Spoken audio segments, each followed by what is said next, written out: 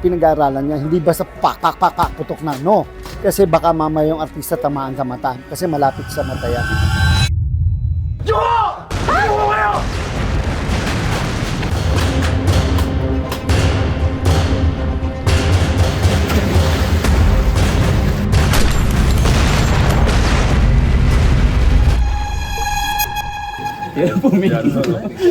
Ganda niya, no?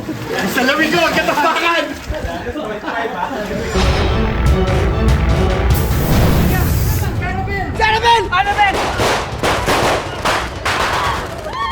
And this is the last era of Barangay Palangga. Yes. Dahil namasakay po kami.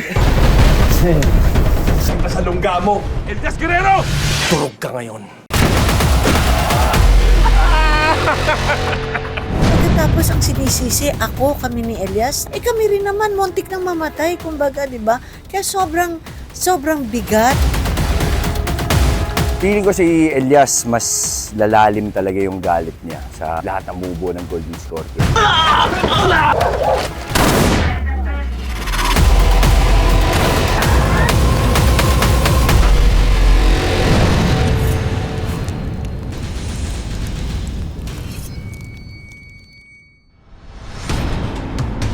Basta may body of water, mahirap mag-shoot.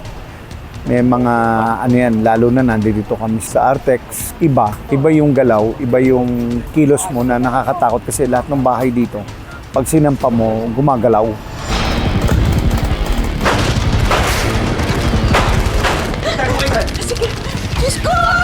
Diyos ko po! Siguro yung nung binabasa ko pala yung script na merong body of water, yun yung nakita kong ang bigat, ang hirap gawin nun. No? So, we make necessary adjustments with the given limitations. Yun yung nakikita kong challenge. Suntok, boom, bang, tak, kinuha, sinabi.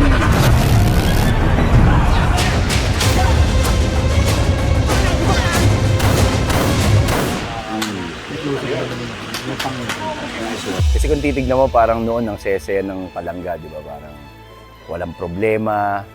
Pero simula ng ginulo ng mga Golden Scorpion, yung buhay ko, wala na. Nasira na nila yung Palangga. Idan, tinuro ko to kay Duman! Sige na! Pinakamahirap, siguro kung meron mga pinakanahirapan na eksena dito, si Direk.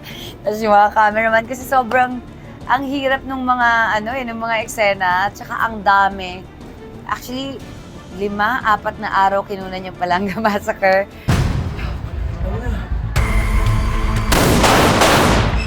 Okay, ID!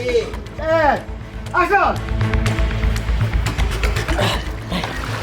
Ayos ko lang ba? Ayos na Hindi ka nasaktan na. Hindi.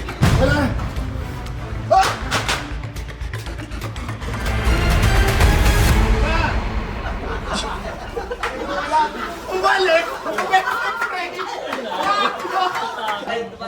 Guys, abangan niyo po kung ano po mangyayari po dahil ngayon po meron po kaming wet scene.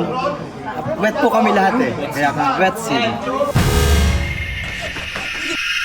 Huwag niyo silang idamay. Mas mahirap din na makahanap ng makakapitan sa amin po ni Neneng D.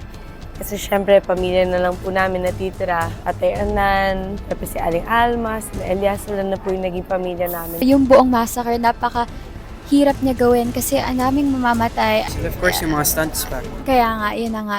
Halos ubusin ng Palangga. Mas triple ang sakit dahil ang daming namatayan, ang daming nawala.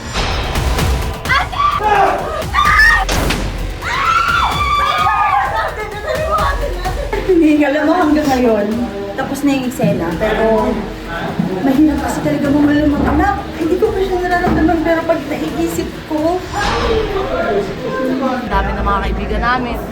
Grabe yung bigat ng mga eksena bitawan nila, Kapitana at ni Nanay Alma. Sobrang, para sa akin, parang nadadala din ako. Naiiyak ako, kaliwang mata lang.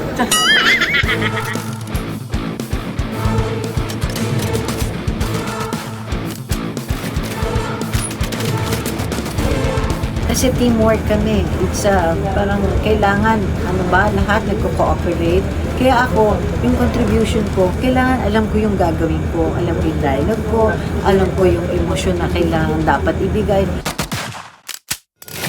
Isa na masasabi ko, sana suportuhan niyo kami at manood kayo ng Black Rider. Abangan nyo pa po kung hanggang saan tutulong si Romana kay Black Rider. Pinag-isipang mabuti at saka gusto namin na ang mga tao nakasakay dun sa emosyon na kung nasaan, andun din yung emosyon namin. Kaya kailangan nyo pong abangan. Siguraduhin na lang na aabangan nyo po ang mga susunod na kabanata dahil talagang magiging matindi po ang aming mga eksena. Dahil ito na po ang simula ng paghihigante at paglaban para sa hustisya. Black Rider. 8 p.m. sa GMA Prime.